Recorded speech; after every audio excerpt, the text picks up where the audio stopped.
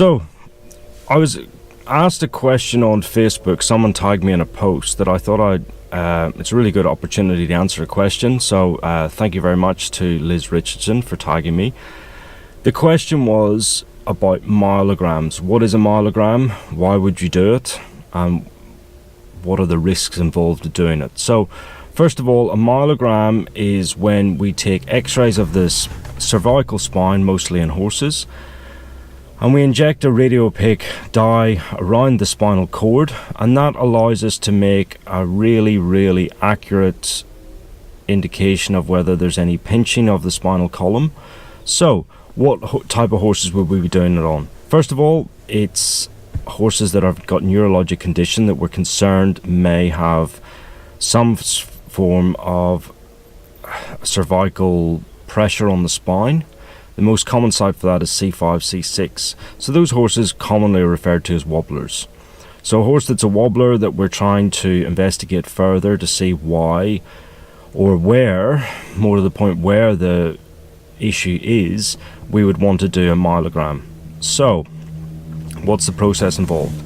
Well, you can take standing x-rays, which we can see some major fractures on, but it's very hard to truly assess what pressure is being applied to the spinal column, whether there's any pinching. Now, there's sort of three common causes of that there. First of all would be your typical wobbler. So your young horse, fast growing, they'll be uncoordinated in their hind legs, and the reason it's usually the hind legs first before the front legs is that the tract within the spinal column actually for the hind legs is more superficial, closer to the bone, than the forelimb, which is more central in the spinal cord. So that's the first case you would use it for. Second case is an older horse that presents suddenly with acute onset neurologic conditions, weakness of the hind legs. That would be possibly caused, instead of by your traditional developmental abnormality, would be more caused by possible arthritis of the neck, causing with new bone formation and pressure on the spinal column. So you want to do a myelogram.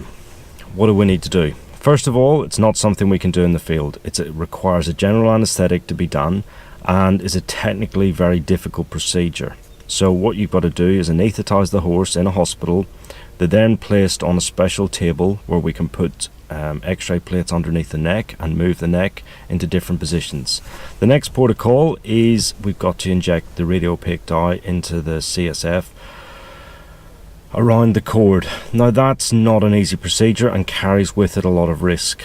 So we do quote that about 30% of horses will struggle to stand after the procedure. So often a horse, unfortunately, if we diagnose the problem and we see that we can't fix it, the horse will not be recovered from anesthetic. So often it may be the end result and we may end up euthanizing the horse. So it's a procedure that we wouldn't do very regularly.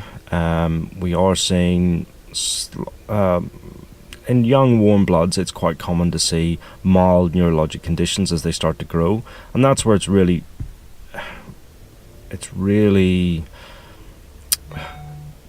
important that we slowly allow these horses to grow. We don't want them to grow too fast, so sudden spurts in growth may cause transient neurologic conditions that may improve with time. So if your horse presents with a neurologic condition behind weakness, they are probably more likely diagnosed as a wobbler, and it is something that we will refer horses to be done at a hospital, but it's not something I'll rush in to do.